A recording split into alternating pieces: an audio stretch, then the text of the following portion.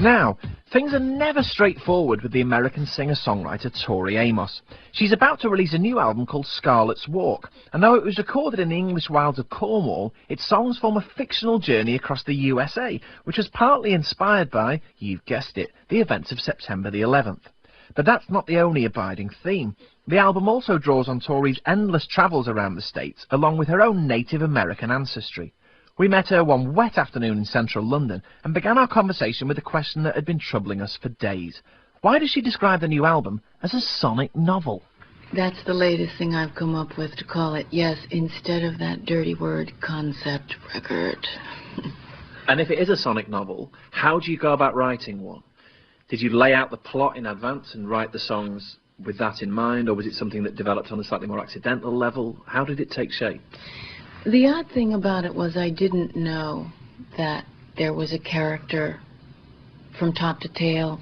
I had no idea that I was writing this thing while I was doing it. It came in segments.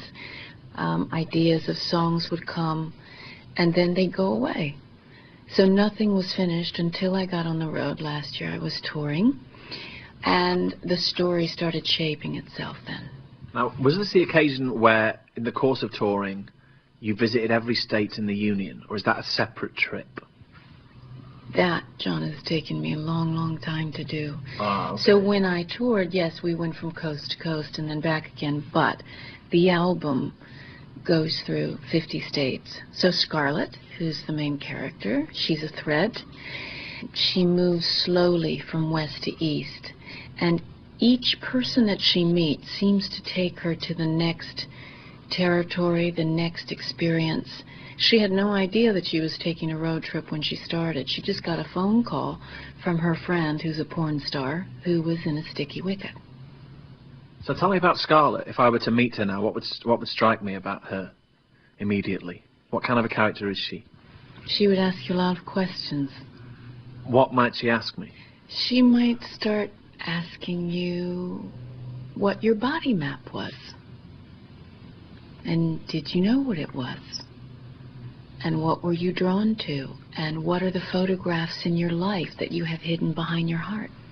So she's quite a questioning, searching kind of character. Yes. This is where she is in her life. She's asking questions like, who is this creature called America?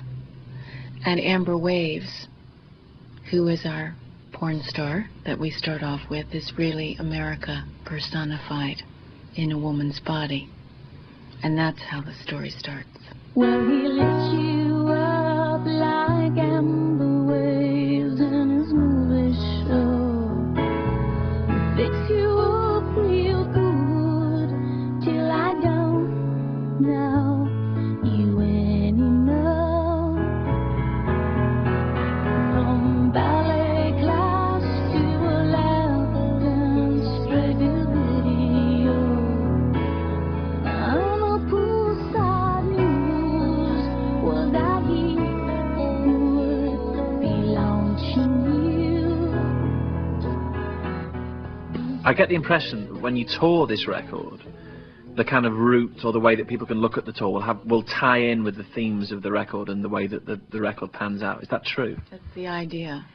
How's that going to work? Well, I don't know. It's tricky. I gotta get it together. But the idea is, okay, you get your CD, right? It's a key. Put it in your computer. It'll take you to Scarlet's Web. The maps will come alive. Yes, you will get a map in your CD booklet, but the maps become more detailed on Scarlet's Web.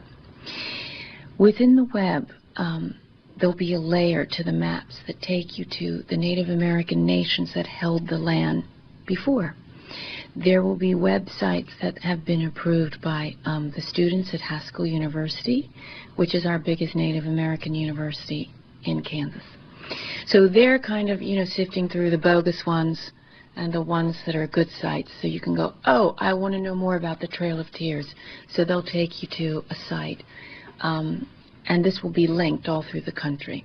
Then another layer to this is when Tori goes on tour, that's me, then I'm not Scarlet, I'm Tori on Scarlet's Walk, so I've got other songs in my life in the past 10 years or so. And they link up with some of the new songs, and geographically they link up, and each night it's sort of a different weaving. So it's about threads. Where the river crosses the lake, where the words jump off my pen and into your pages. Do you think just like that you can divide this? You is yours, me is mine, two before we were us. Now, when you're listening to this record, you get the sense that at the end of the record, with the track Gold Dust, there's a kind of resolution which seems to be bound up with the birth of your daughter. Would you go along with that? Scarlett has a daughter. I had a daughter. The difference is I know who the father is. Scarlett doesn't really, because it could be between four, which is, always kind of keeps us guessing. And maybe the end of the record is that Scarlett realizes that it's time for her to give back. And not just to her daughter, but as she becomes a mother, she starts thinking about her mother. And her mother as in the earth, as in, instead of taking from it, what does she need to do to be more of a caretaker than a taker? I think when Tosh was born, I started to feel something I've never felt before. And that is that these moments sometimes that seem not that special, but you're just sitting on the floor and it's magic. It's not as if the Stars and Stripes walked into the room, or 25 dancing sexy guys were jumping up and down, or you won the lottery, or nothing like that. But it's just, you sat down, had a giggle, listened to Mary Poppins, and it doesn't get any better than that. What is gold dust? And I started to remember my mother. My mother will always wave goodbye to me. Even when the car is out of sight, I still see her in the distance standing, waving, waving. And I think that's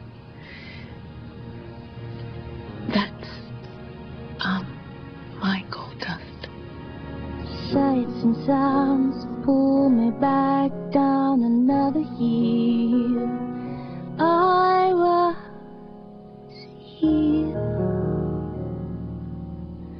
I was here. Tori Amos there on the joys of her new album, Scarlet's Walk.